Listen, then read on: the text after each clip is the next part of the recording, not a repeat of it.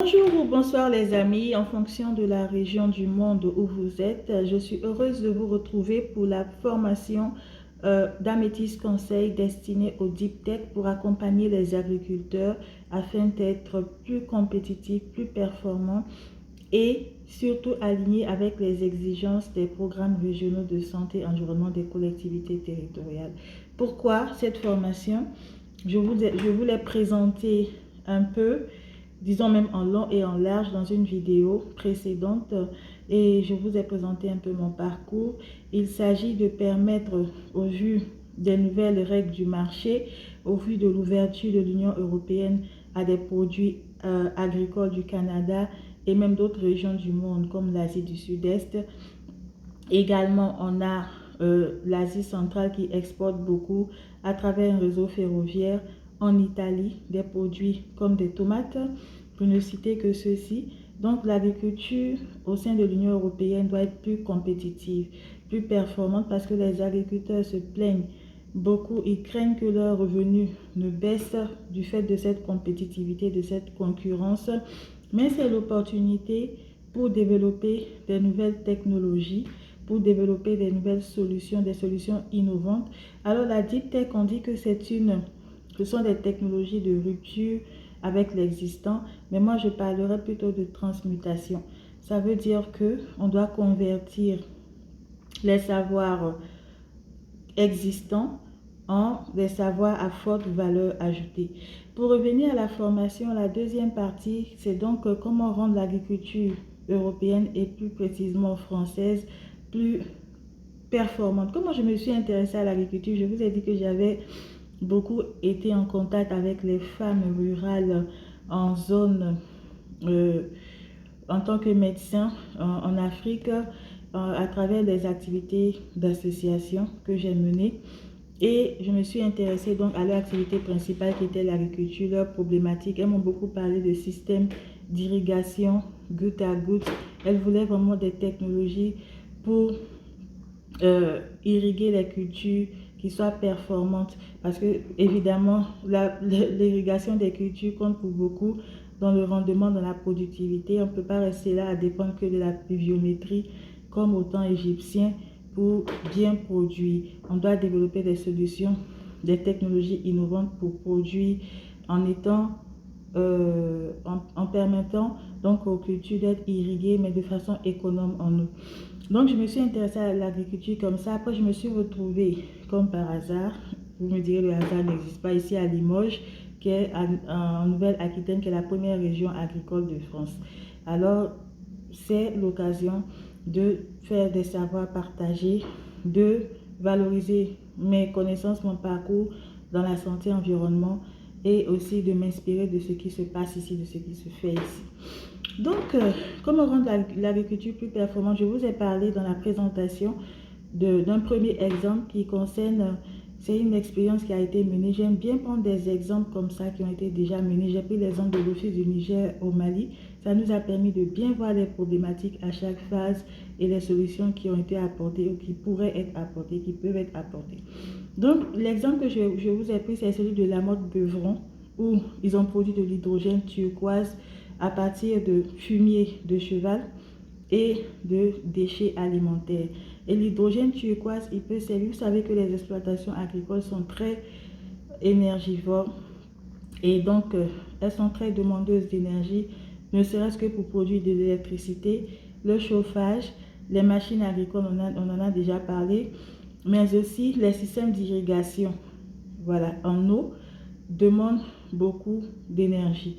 Donc, il y a les systèmes économes en eau. Dans tous les cas, ils demandent de l'énergie.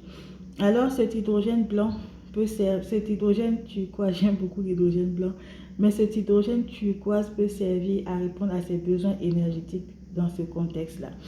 Et il y a aussi un exemple très intéressant, c'est l'agriculture verticale qui a été développée par un professeur de santé environnementale. Vous savez, j'ai une amie qui aimait beaucoup m'appeler professeur alors que je suis que docteur. Il aimait m'appeler professeur, professeur. J'ai dit, bon, finalement, ça va peut-être finir par se concrétiser. Pour l'instant, je m'intéresse toujours à la santé environnementale, mais je ne suis pas encore professeur. Mais cet homme qui a fait cette découverte concernant l'agriculture verticale, c'est un professeur en santé environnementale de l'Université de Colombie en 1999 pour permettre de répondre aux problématiques de terre rare, difficulté d'accès à la terre. Donc, c'est une agriculture, vous l'avez compris, qui est verticale, qui permet de résoudre le problème de la difficulté d'accès à la ressource qu'est la terre et aussi à valoriser les filières courtes. Parce que cette agriculture verticale peut être pratiquée en ville, dans les gratte-ciel, dans des parois de verre. Voilà, donc ils ont tenté l'expérience dans des parois de verre. Je vais vous expliquer un peu les mesures d'accompagnement. Ils ont tenté aussi dans des gratte-ciel et même dans des appartements cette agriculture. On recycle en fait les bâtiments, on recycle, on utilise les parois de verre, on recycle les parois de verre pour faire des gratte-ciel, on recycle les gratte-ciel pour faire pratiquer de l'agriculture pour en fait réduire l'espace occupé. Et aussi, l'avantage c'est que cette agriculture peut être pratiquée en ville et ça permet de valoriser donc les filières courtes et de réduire. Parce que la dernière fois, je parlais de logistique, d'acheminement. Les femmes avec lesquelles moi j'ai travaillé, j'ai écrit un article déjà sur la sécurité foncière des femmes. Il est disponible dans mon essai Afrique Développement Durable et Coopération Internationale. C'était en 2017. C'est suite à mon expérience avec ces femmes.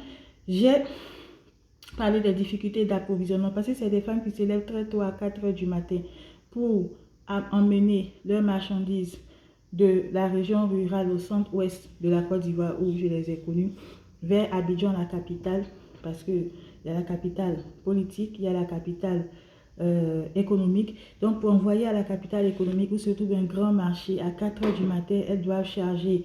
Et ce qui leur coûte beaucoup plus d'argent, c'est de payer les jeunes hommes qui vont charger les marchandises sur les véhicules, voilà, qui vont servir d'acheminement, de moyens d'acheminement de leurs marchandises vers la capitale économique, vers la ville. Et donc, ces problèmes de logistique, d'acheminement, ça épuisait beaucoup. Les femmes m'ont dit que c'est ce qui les épuisait surtout. Alors, par exemple, pratiquer l'agriculture en ville, ça pourrait, si c'est pratiqué dans un contexte comme le contexte africain, ça pourrait les exempter de ces contraintes-là. Et pour revenir à la France où je me trouve, pratiquer l'agriculture en ville, ça va permettre donc de réduire l'émission des gaz à effet de serre due à la logistique d'acheminement. Il y a aussi une autre forme de recyclage. J'ai parlé du recyclage. Donc, je vous ai dit que je citais 4 exemples. J'ai parlé de l'hydrogène turquoise en termes de recyclage. J'ai parlé du recyclage des bâtiments, des gratte-ciel, etc. Et maintenant, je vous parle du recyclage des conteneurs. C'est-à-dire les vieux conteneurs, on les utilise. On pratique l'agriculture à l'intérieur. Mais il faut des conditions. On utilise des lumières à LED. On utilise plusieurs techniques. Il faut bien surveiller la température. Bon, les agriculteurs connaissent mieux que moi. Les acteurs de la Deep Tech connaissent mieux que moi. Moi, ce qui m'intéresse, c'est l'impact positif au niveau de l'environnement, de la santé, de la santé des communautés. Alors, donc, on pratique cette agriculture dans un conteneur et on utilise aussi plusieurs techniques comme l'agriculture hors sol. C'est-à-dire que l'agriculture est faite hors sol et cette pratique d'agriculture hors sol, elle est économe en eau. Elle est économe en eau. Et il y a aussi une autre pratique où l'agriculture est combinée à la pisciculture dans un environnement hors sol. Donc, il y a la pisciculture, en même temps, il y a l'agriculture. Tout ça, ce sont des techniques de recyclage pour rendre l'agriculture plus innovante. Dans la deuxième partie, je vais vous parler des connexions avec les acteurs, notamment les acteurs du domaine des hydrocarbures pour faire du gagnant-gagnant.